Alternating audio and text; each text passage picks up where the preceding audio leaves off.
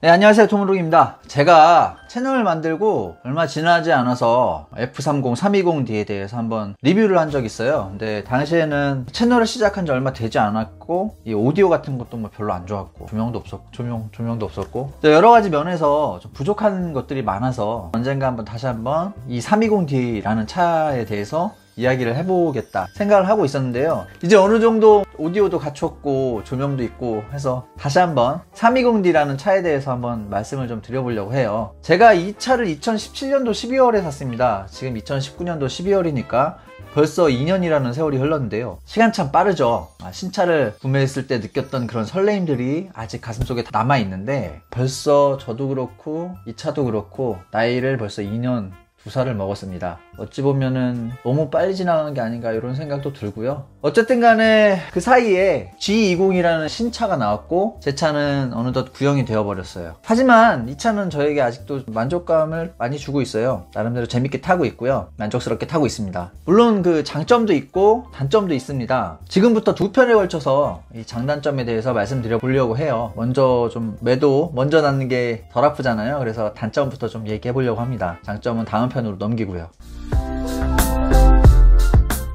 단점을 좀 말씀드려 볼게요. 첫 번째로 뽑은 거는 아이러니하게도 감가상각입니다. 원래는 이 차가 되게 가격 방어가 잘 되는 차였어요. 제가 살 때만 해도 화재 사건이 없었거든요. 그래서 320D 같은 경우에 굉장히 가격 방어가 탄탄하게 되던 그런 모델이었는데요. 작년 여름에 신나게 불탔잖아요. 520D가 같은 엔진을 넣은 520D가 신나게 불타면서 BMW라는 브랜드에 대해서 신뢰도가 많이 하락했습니다. 그러면서 중고차도 많이 떨어졌죠. 이 차도 마찬가지로 정말 감가상각이 심하더라고요. 2년밖에 안 지났는데 반 정도? 보통 반 정도 떨어지는 데까지 3년이 걸리고 이 차 같은 경우에는 한 4년 정도 걸려야 반까지 떨어졌던 걸로 그렇게 기억을 하는데 정말 많이 떨어졌습니다. 거기다 G20이라는 새로운 모델이 나왔기 때문에 더 심하게 떨어진 것도 있는 것 같아요. 그러면서 잘 방어가 되던 중고차 가격은 허물어져 버렸죠. 결과적으로 저는 감가상각이 매우 심한 알페온과 매우 심하진 않지만 꽤 심한 320D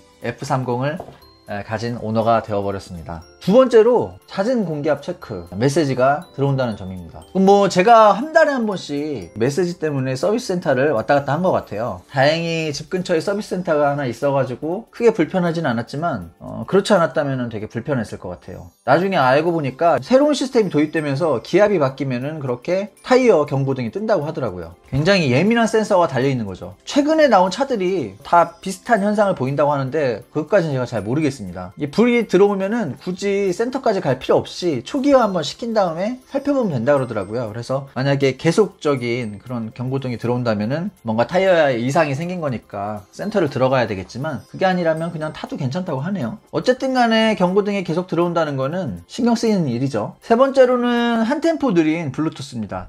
만족감은 되게 좋아요.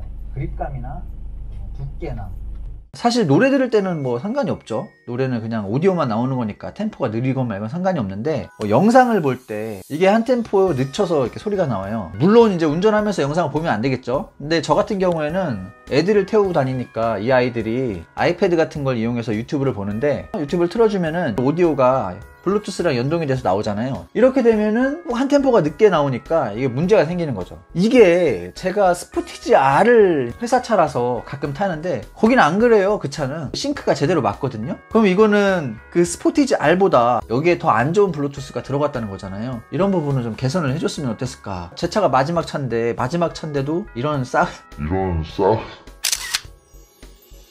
하긴 저 알페온 같은 경우에는 블루투스 통하는 데는데 오디오는 또 안 되는 그런 좀 이상한 웃기는 시스템을 가지고 있죠. 그거보단 나아요. 세 번째 이유랑 약간 좀 일맥상통하는 부분이 있어요. 편의사양이 좀 약합니다. 예를 들어서 송풍 시트가 안 들어가 있어요. 송풍 시트는 사실 독일차 프리미엄 3사 보면은 벤츠도 안 들어가 있고 왜 그런지는 모르겠어요. 우리나라 차들은 제네시스만 봐도 G70에 없는 게 없이 다 들어가 있잖아요. 렉서스도 마찬가지고요. 이 송풍 시트로 등급을 나눠버린다는 것 자체가 이상했어요. 제가 여름에 더위를 좀 많이 타다 보니까 송풍 시트가 있으면 되게 좋았을 텐데 그런 부분은 좀 불만입니다. 그리고 무선 충전 기능도 빠져 있고요. 당시에 분명히 나와 있었거든요.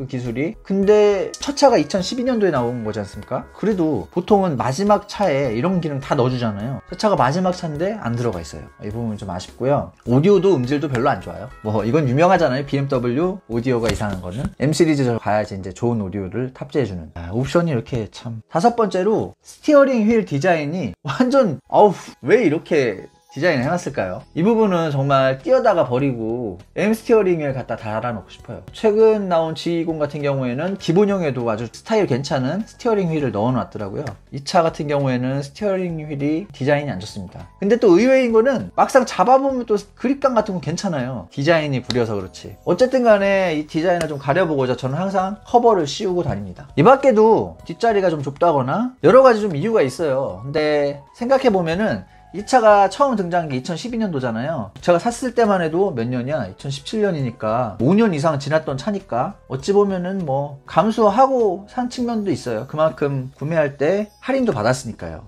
당시에 할인받고 나니까 G70이랑 별 차이가 없더라고요. 시대에 뒤떨어져 있는 부분을 알고 구매했기 때문에 단점으로 말씀드렸지만 뭐 감수해야죠. 제가 단점에 대해서는 여기까지만 할게요. 마음에 드는 차고 다음 시간에는 장점에 대해서 한번 말씀드려 보도록 하겠습니다. 영상 봐주셔서 감사하고요. 구독과 좋아요 좀 많이 부탁드릴게요. 구독자 1000명 조만간 달성할 줄 알았는데 와 진짜 어렵네요. 진짜 어렵습니다. 좀 도와주십시오.